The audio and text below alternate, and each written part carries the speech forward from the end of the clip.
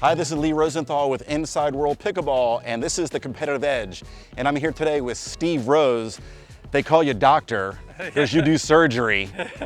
The way you carve those waves, I know you're a surfer, as well as you used to play professional racquetball.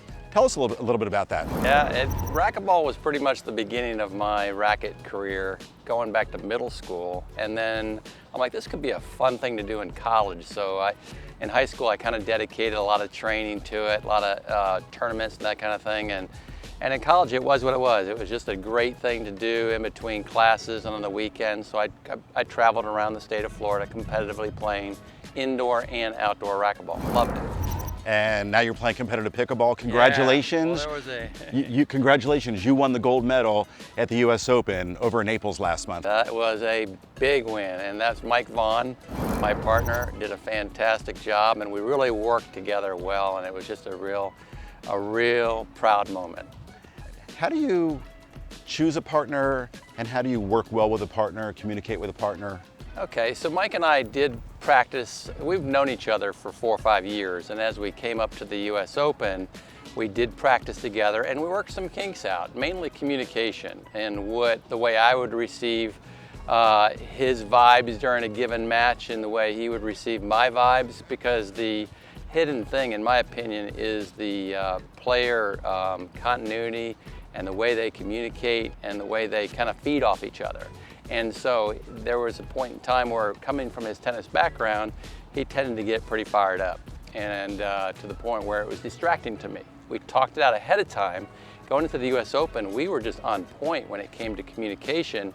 And yes, the physical skills were there, but the chemistry was just so much better than what it could have been if we didn't have communication ahead of time. So it was a real good experience. This is the Competitive Edge. What do you think it really takes for players to get their game to that next level? Because as we know, it's just that millimeter sometimes. It's a fine line, and I've gone through every phase myself, and there's just always something to work on, whether it's your third shot drop or your rip or your serve or certainly the dink game. So I guess it's dedication, because I do see people that once they decide that they want to get better, typically they'll get a good instructor like a Steve Kennedy or a Stefan Jolicoeur or whatever, and they get their game honed in and they do improve. And that's the nice thing about it. It's kind of like golf, you just focus on an element of your game, you work on it, you improve. Next time you're in a tournament, your opponents cannot pick on that spot. That makes great sense. They do say repetition is the mother of skill. Exactly. Congratulations, Steve Rose. Thank you for being here with us today. Continued success on your pickleball journey. All right, well, thank you very much for having me. I appreciate it. It's time for the Engage Pickleball Tip of the Week with Senior Championship Pro Steve Kennedy. Let me ask everyone a question here. If you're on a pogo stick, if you're on a trampoline, and for the majority of pickleball players, we all remember what those two things are, right?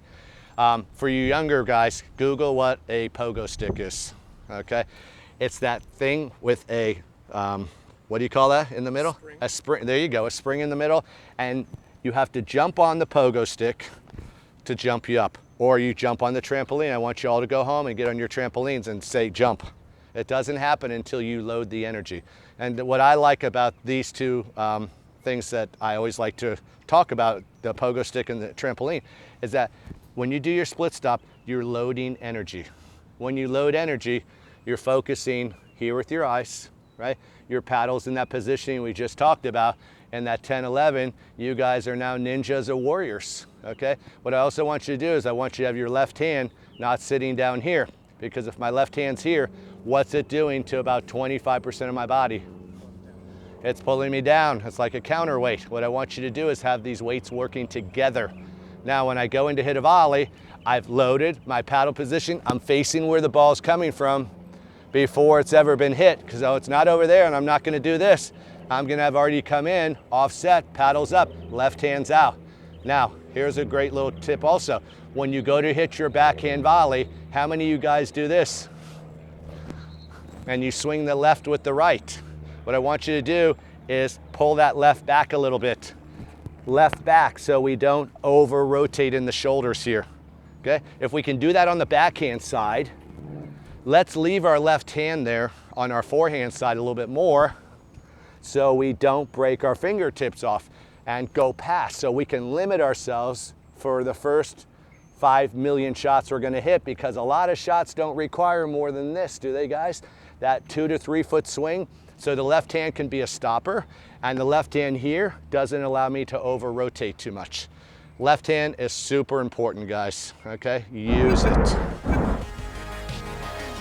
And that's this week's edition of Inside World Pickleball. I'm Carl Foster with Melissa McCurley, and what's up next for you? Where do you play pickleball?